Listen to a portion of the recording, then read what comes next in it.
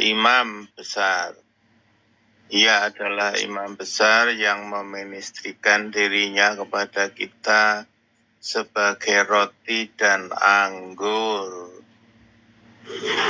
Secara terus-menerus Tuhan meministrikan dirinya sebagai kasih karunia kepada kita. 1 Petrus 5 ayat 10 mengatakan bahwa Allah adalah sumber segala kasih karunia. Ketika Paulus menderita karena duri di dalam dagingnya, ia memohon tetap sampai 3 kali agar Tuhan mencabutnya. Tuhan menjawab, "Cukuplah anugerahku bagimu." Tuhan seolah berkata kepada Paulus, "Aku memberi kasih karuniaku yang cukup kepadamu. Aku akan meministrikan diriku sebagai suplai, sebagai kasih karunia, sebagai roti dan anggur yang akan menjamin dan menunjangmu ketika kamu mengalami semua penderitaan. Semua penderitaan itu akan mendatangkan kemuliaan di dalammu." Amin. Paulus dari penderitaan membantu kita masuk ke dalam kemuliaan. Dalam 2 Korintus 4:17, Paulus membandingkan penderitaan ringan yang sekarang dengan kemuliaan kekal yang melebihi segala-galanya. Penderitaan ringan yang sekarang dengan kemuliaan kekal yang melebihi segala-galanya.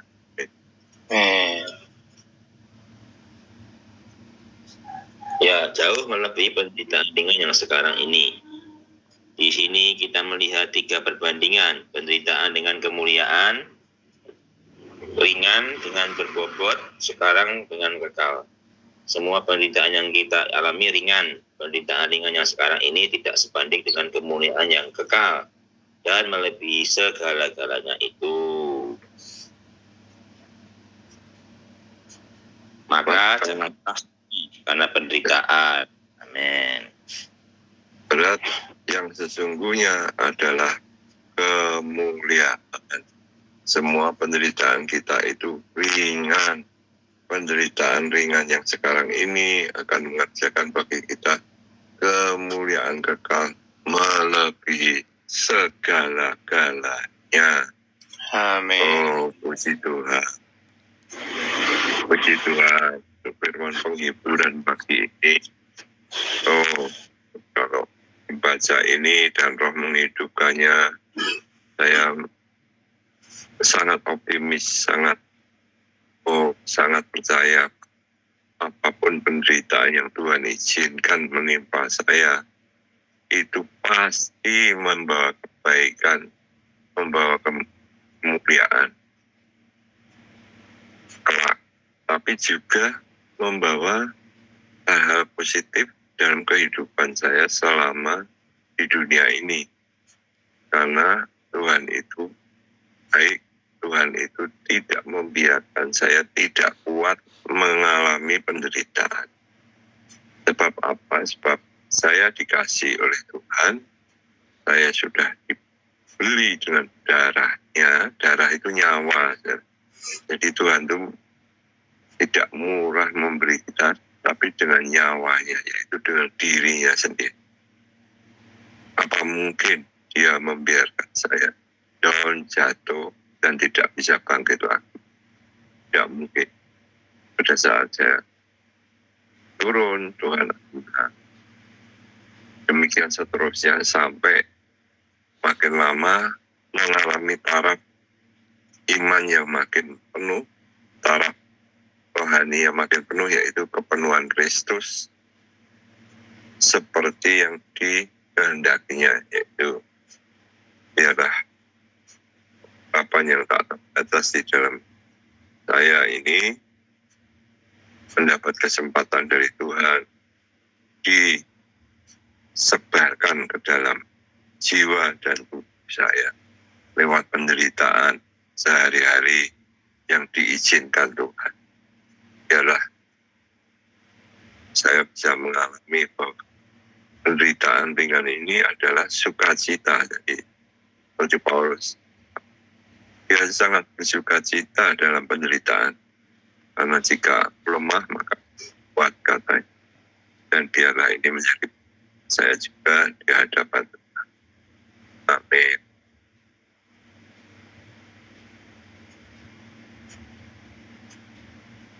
Puji Tuhan.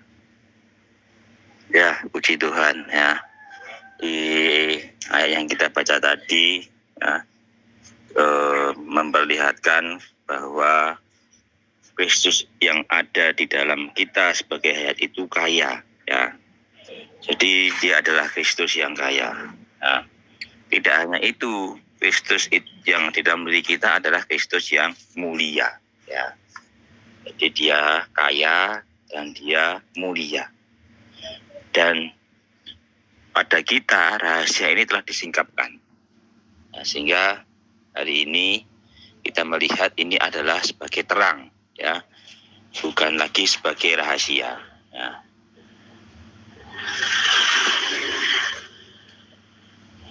Amin. Semua perkara sudah dikerjakan oleh Yesus sendiri ya. Dia sebagai perintis ya, dia sebagai model, teladan dan pemimpin itu sudah memulainya ya dengan jalan yang tidak mudah, yaitu melalui penderitaannya ya. Dia menjadi manusia, mengalami penghidupan insani, kemudian menempuh penghidupan manusia, kemudian menderita, mati dan mengalami kebangkitan ya. Semua itu hanya bisa dikerjakan oleh Yesus. Kita tidak akan mampu bisa mengerjakannya ya. Karena itu sang perintis, sang pelopor ini ya memberikan jalan kepada kita supaya kita memiliki semua kekayaan ilahi. Yang kedua, kita juga memiliki satu ekspresi kemuliaan ya. Memang jalannya haruslah jalan yang sama dengan jalan yang Tuhan tempuh ya, yaitu jalan penderitaan. Tetapi penderitaan ini bukanlah penderitaan yang dibuat-buat oleh manusia, tetapi penderitaan ini adalah penderitaan karena Kristus, penderitaan karena Injil ya.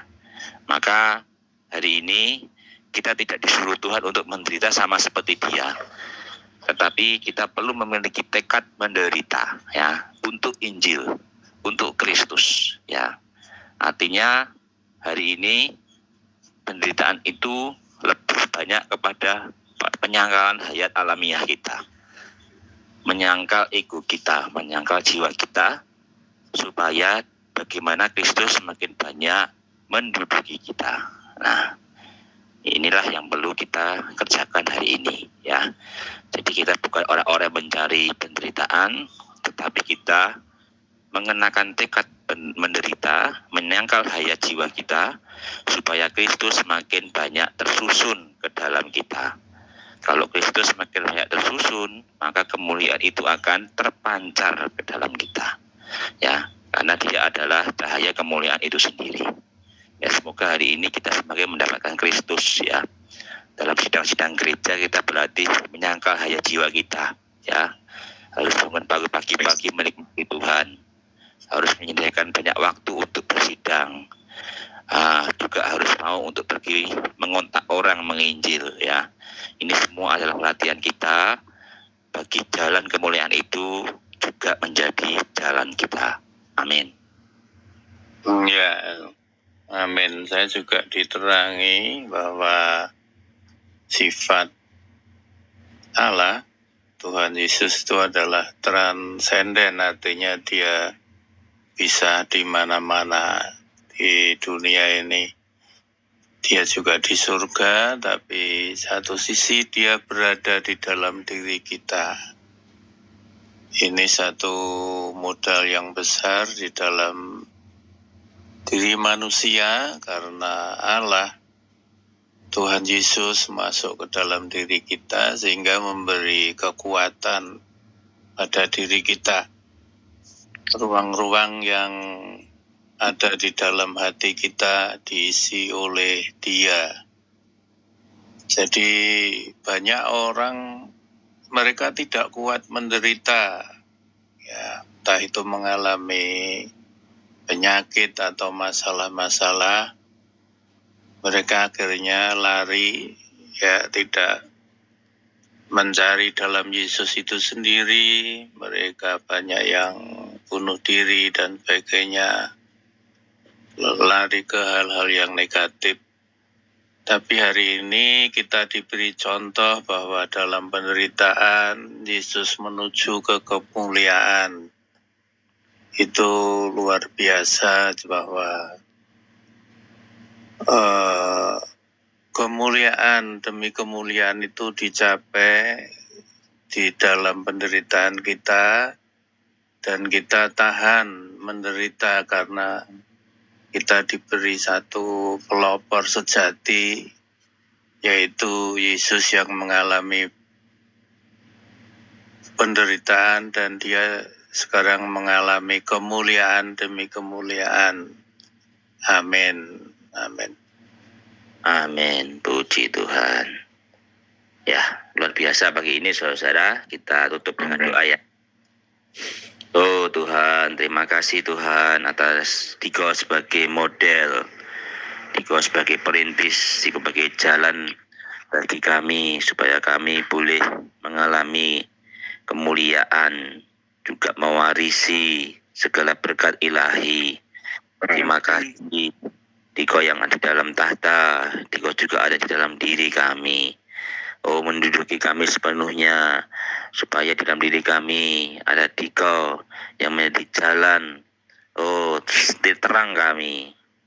Terima kasih Tuhan, pimpin latihan kami dari hari hari. Kami boleh belajar menyangkal hati jiwa kami, supaya Diko semakin banyak tersusun ke dalam kami. Terima kasih. Tuhan Yesus, sungguh Tuhan, rahmati kami bisa menyangkal diri setiap hari, setiap saat. Langkah hidup kami sangat berarti di pertumbuhan iman kami, pertumbuhan Kristus di dalam kami, penyebaran Kristus di dalam kami. Yaitulah yang bisa menyenangkan hati Bapa di surga. Ya, Kristuslah di dalam kami yang bisa memuaskan Allah. Dan hidup kami menjadi berarti pembangunan gereja-Mu seluruh sana. Terima kasih Tuhan. Terima kasih Tuhan, hari ini kami merenungkan firman-Mu tentang Engkau sebagai pelopor di dalam kemuliaan, tetapi Engkau juga pelopor dalam penderitaan. Dan Engkau sekarang masuk ke dalam diri kami, sehingga kami juga mengalami penderitaan demi penderitaan untuk menuju ke kemuliaan, untuk mengikis ego dan sifat daging kami. Terima kasih Tuhan. Amin. Amin.